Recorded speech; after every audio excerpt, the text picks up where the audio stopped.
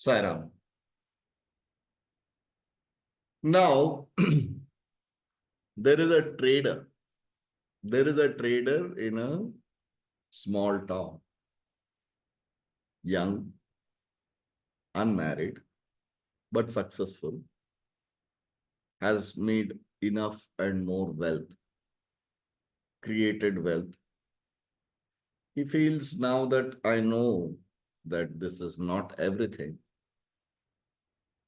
I have to move spiritually. I have to get going. Enough. This is not the end. So, saying so, he calls all the villagers and he says, here is the wealth that I have accumulated. I distribute. I don't want to retain a rupee for myself, not even a gram of gold. Everything is he distributes. And people start saying, wow, you're so, selfless. You're such a wonderful person. You're so nice. You're unbeatable, unimaginable. You're giving everything in charity. Your sacrifices are really commendable. And the most important thing, you have won over greed. You don't have greed in you, which is the greatest virtue. Greed is the cause of misery and pain. As Buddha says, your origin of genesis of pain is greed. Right? That is a golden statements of Buddha, one of the golden statements of Buddha, Gautama the Buddha. Now, when that happens, this man is elated. He says, yes, I have won the greed. Done. ये व्यक्ति गया जंगलों में. He left his village.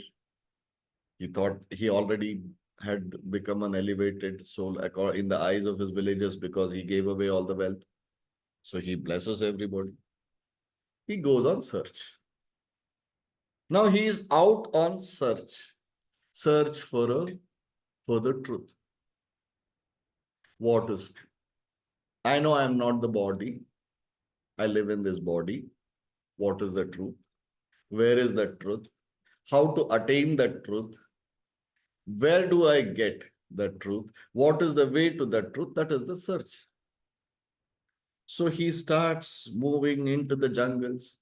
He goes here and there. He goes to every temple, every mutt, every ghat, he meets hundreds and thousands of people.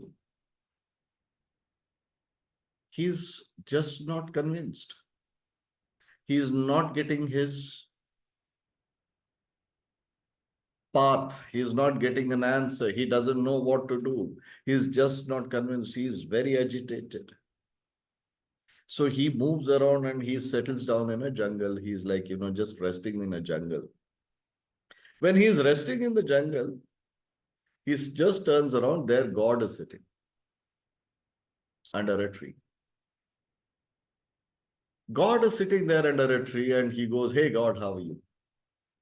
He says, I'm fine, perfectly fine. I'm always fine.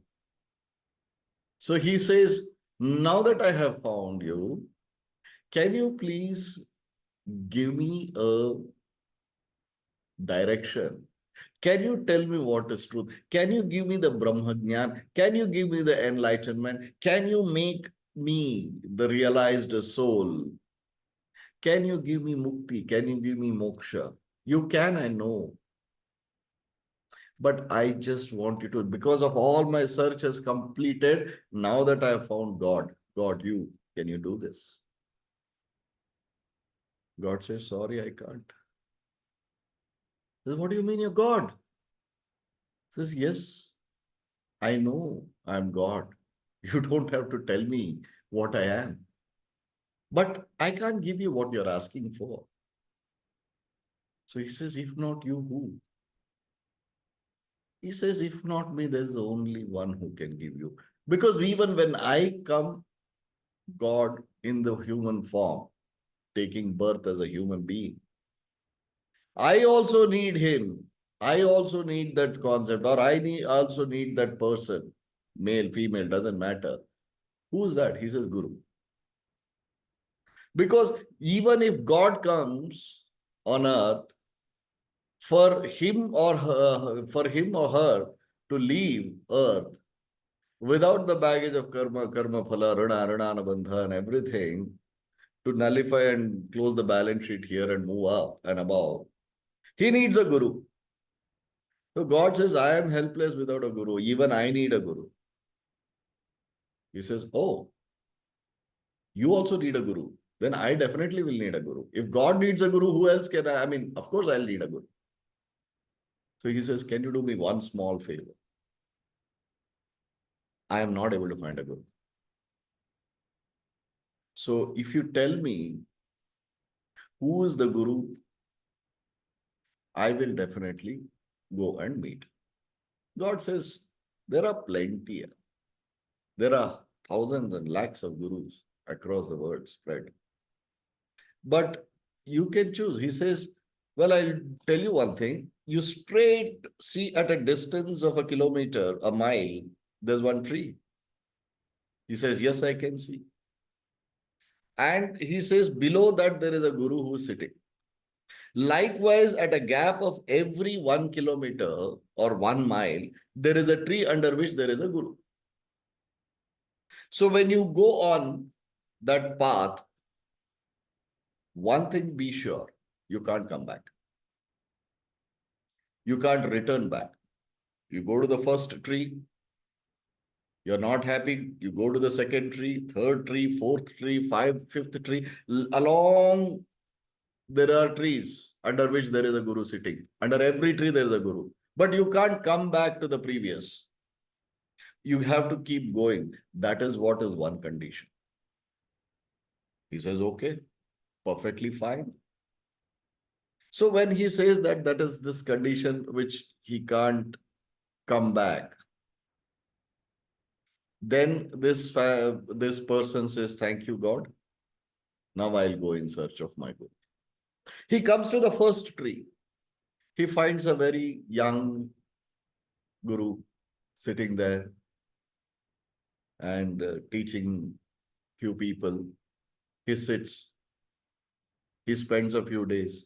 He says, yeah, not convinced. He'll go to the next. A little more matured, little older, little more prudent, good shastras he is speaking. He says, good. But after a few days, he judges that guru also. He says, forget it. Not happy. Then he goes to the next. He goes to the next. But after some time, he gets confused. After maybe 7, 8 trees that he passes, 7, 8 gurus that he follows and then judges them and then he rejects them and has a tiff with them and then he can't come back. When he keeps going, his judgmental attitude deepens but unfortunately, he starts feeling that the previous guru was good, but he can't go back. That's the condition. So he keeps going and things getting messier and messier and messier. His mind is messed up, too many knowledge, 10 gurus, 20 gurus, 15 gurus, and he's keep on going. And finally, he suddenly says, I am done. And finally, there is one tree he goes and sees there is one biggest idiot sitting there who knows nothing. He is mad, not fit to be a guru, not fit to be anything. But he calls himself a guru. And he says, what is happening? All these gurus who were at the back, they were all so good. Why did I leave them? I'm such a fool. Now I find this fool, this idiot. How can I accept this idiot as a guru? Oh my God, what mistake have I done? And there is a condition that I can't go back. I'm doomed. He says, this is the most idiotic thing that I have done. I should have settled with one of the gurus at the back. Last one, before I met this idiot, was a fantastic guru. Was a great master. I rejected him also. I judged him also. I rejected him and I came and saw this idiot sitting here. This is my dead end. There are no more trees. There are no more gurus. This idiot is the last one. I have to either accept him or walk away. This is his story. And he walks away, obviously. Because who will sit with this idiot? Then he circles back with the root, and then he comes back to the tree under which the god was sitting, and he runs there and he sees God is still sitting there. And he says, "Hey, God, look, I am sorry. I made this mistake. You warned me. I went to the first tree, I saw Guru. I went to the second, third, I started judging this and that. Then I got confused. I got so muddled. I started abusing one, I started accepting one, and then rejecting one. I was mad. I've gone. And finally, as I went ahead, last but one was a fantastic, perfected master, but still I made a mess and I got out of him. Now I went to the last tree under which I hope that there'll be a great master, but there sits an idiot. There is a fool sitting there. So God smiles. He says, "What do I do? I left everything behind. But here I am in search. I searched. I found so many good masters. The last but one was a fantastic master, but I lost him also. What do I do?" He smiles, says, "Help me, don't smile." Then he says, "Do you think you've left your greed?" There are multiple answers to your question. Have you left your greed? Have you ever thought that your greed is the one which is a cause for your circling back to me? You judge the first guru, you judge the second guru, you went on and on judging every guru. But eventually, when you went to the final tree under which sits an idiot, you're disappointed and you come back to me. Then where is the end to the greed that you feel and claim that you have given up? How many paths have we gone through? How many gurus have we gone to? How many chaos we have done? How much of mess we have made to ourselves, not to others. A true master really doesn't bother. So all these things, and God says, the final last one whom you met, that idiot is you. Because you thought you are a guru. That idiot is you. That is your reflection. This is the problem. Don't look around. It is the same guru who was sitting under all the 10 trees or 100 trees. You did not recognize. When you were traveling from the first to the 100th tree, that guru was imparting depending on your ability to absorb. It was the same guru. It was not a different guru. It was same guru who manifested under every tree, depending on your ability to absorb. He parted his knowledge to you. Today, finally, you saw yourself as a guru. You are the biggest idiot. So you came back to me. As I said, I am helpless. And all the trees have vanished. There is no tree. There's only one tree under which you are sitting, an idiot. Completely delusional. You lost it. What do you do? So this man is crying profusely and he says, "I don't know, my greed, my spiritual greed or my seeking, my quest took me here and there. I started judging with that guru, all the gurus, but now you tell me that all the gurus were same one guru. Guru Tattva, the essence of a teacher. Finally, this is where I stand, falling flat on my face. Help me, Lord, help me." And there, me sitting there under one tree as an idiot. He says, "Okay, now that you are such a strong and a sincere seeker, you've learned your lesson. Go back to that one remaining tree, that idiot, go there." Then he goes again to that tree. There he sees the guru, and then he realizes all the gurus were the same, resemblance was the same. It was the same guru at different ages.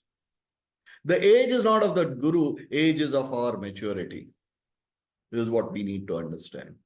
Under that tree, when he sees, "Oh, alas, I found you." And Guru says, "Alas, I found you." When he embraces the Guru and looks at him, he sees himself. He says, oh, I see myself. And then he looks at the reflection in the water next. And he sees his guru's face in the reflection. And he says, I see you in as me. He says, there is no you, there's no me, we are one. The delusion has gone. The illusions have gone. I am you, you're me. All of them were me. You are me, I am you. The God whom you met is me. That God whom guided you is me. Even that God, if you consider as dualism, he also needs me. That is me. I am none other than you, you are none other than me, we are one, Advaita. So this is the story of spiritual seeking, greed in spiritual seeking, how we go wrong, how we go wrong. Guru Tattva is the same as and when the necessities comes, you evolve. Don't judge your Guru. Whoever has taught you, whatever is taught, please respect. Don't insult. I mean, imposters are there. I'm not talking about them, but true masters don't. Selflessly, if they have loved you, taught you something, respect it. Because we are going by the tattva or the essence or the concept of a guru. True masters, I mean, gurus as in true gurus, not Ravanas in the guise of sadhus, but I'm talking about true masters. So when you have that such beautiful concept or tattva or the essence of guru, don't go here and there.